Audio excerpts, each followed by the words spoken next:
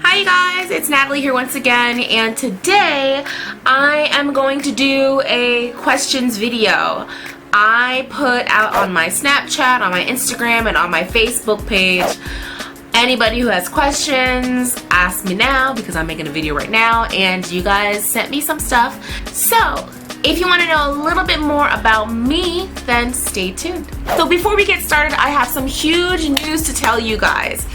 I am in the running for this amazing opportunity to become what's called a tourtainer, or the winner of the tourtainer competition. This competition is hosted by Seoul's tourism organization, which is a legit tourism organization here in Seoul. I, along with 7 other people, were chosen as the finalists for this competition, and throughout the past few months you've been able to see some videos that were sponsored by them because I was in their competition. But the competition is not over just yet. I need you guys to vote. I need you to vote. And how you vote, the first way you can vote is by sharing my videos. The links to my videos will be in the description box below. I need you to go to these videos. They are on Facebook. I need you to share, like, comment, whatever you can do, because the first part of the competition is about engagement. And the next part is about voting. You have to go to this link and vote on my video. My video is about jacuzzis, and I spent one night in a love motel. So you have to go and vote for me to have the opportunity to win. What do I win? I win an amazing career opportunity. There's only 1 week to vote and to share and to like these videos. So please just pause the video, go do that right now, and then come right back, okay? Alright, so you're finished, right? Let's get started. I'm gonna start off on Snapchat. And I had a few people on Snapchat. If you don't follow me on Snapchat, go ahead and do that right now. Okay. So the first question comes from a Snapchatter named Jazzy_JazzJ,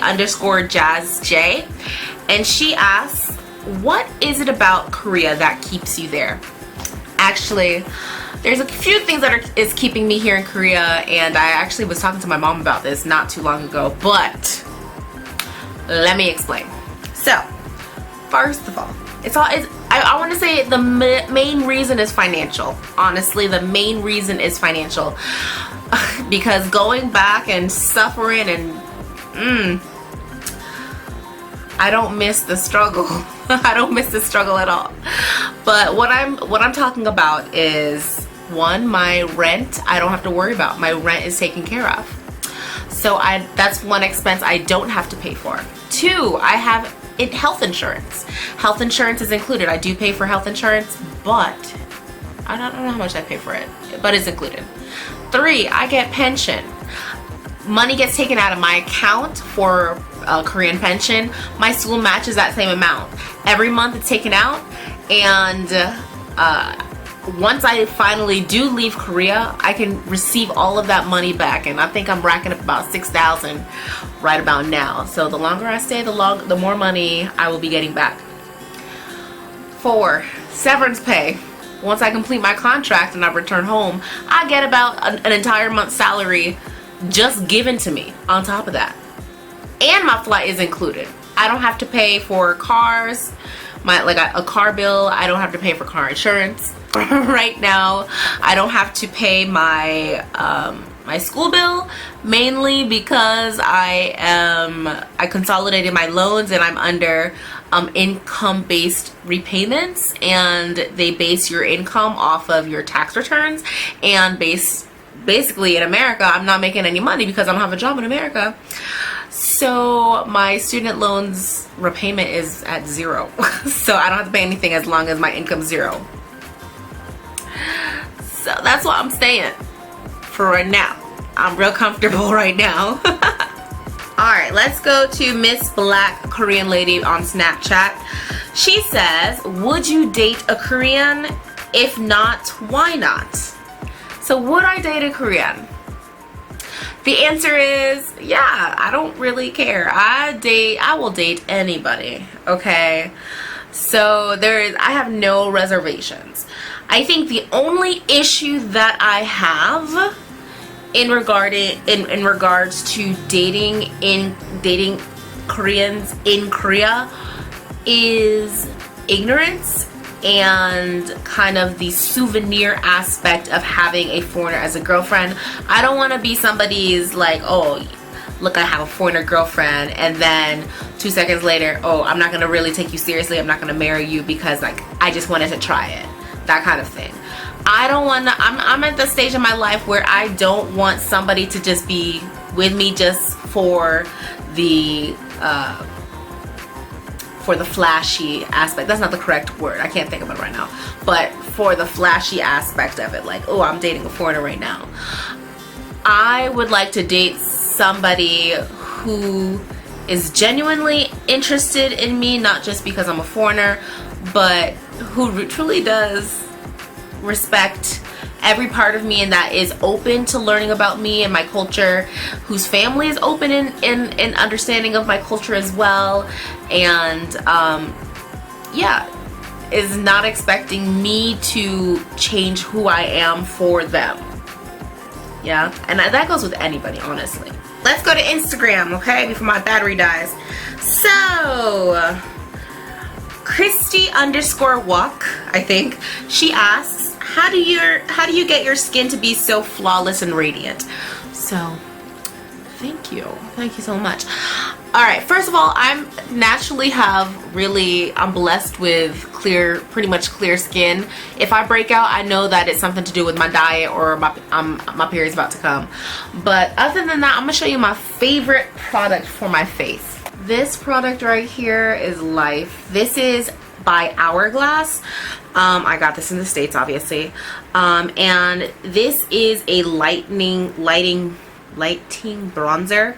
So I have used this so much.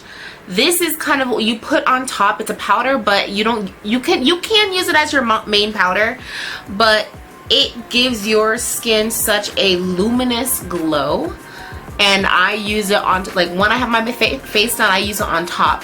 So when I have these lights on, all what you're seeing is the reflection of those pigments in this.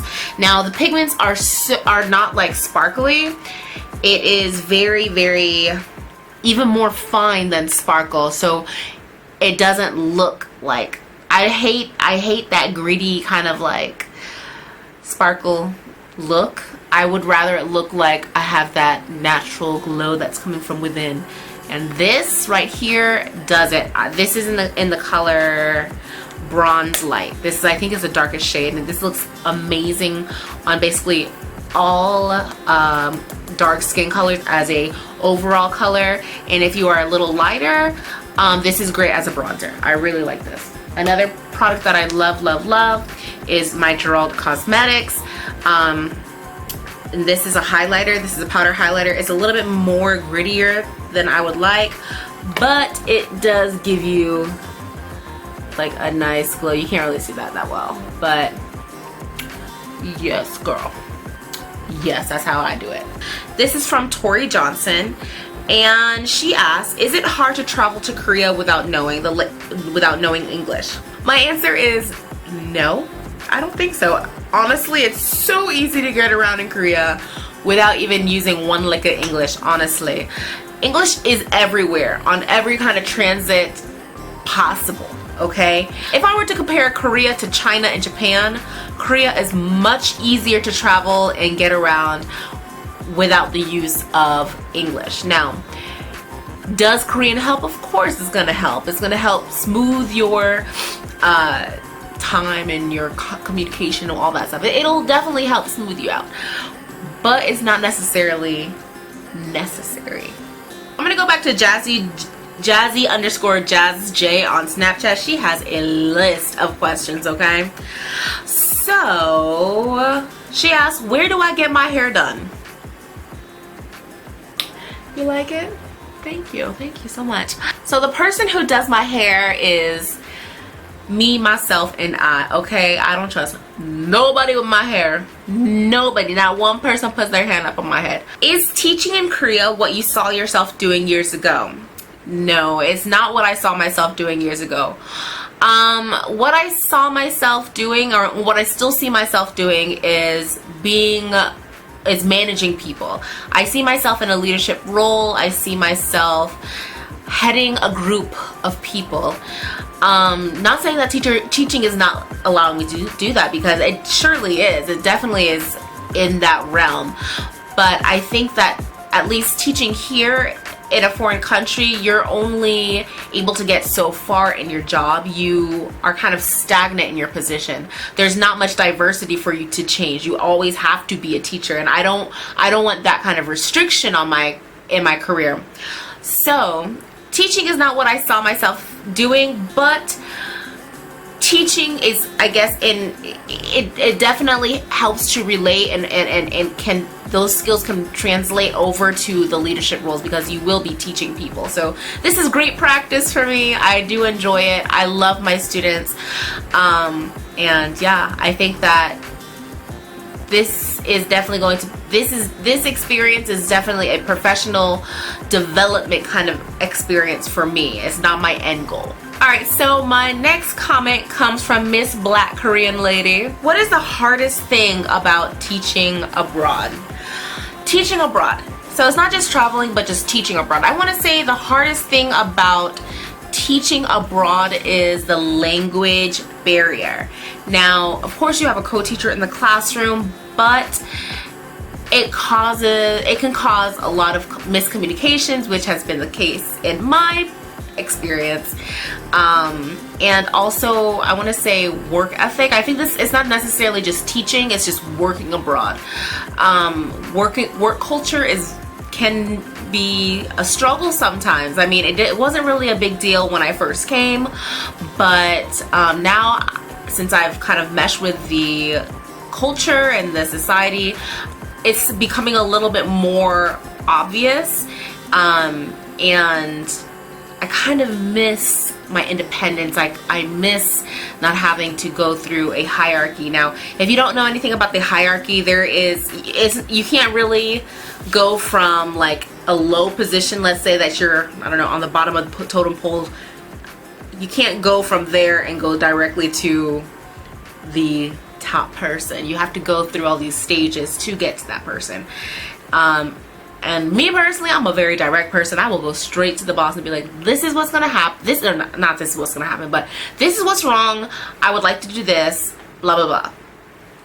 But here it's like you have to go through all these steps, and your message may get misconstrued, it gets changed, and it didn't bother me at first, but now I think that's probably the biggest thing, just the work culture and the language barrier.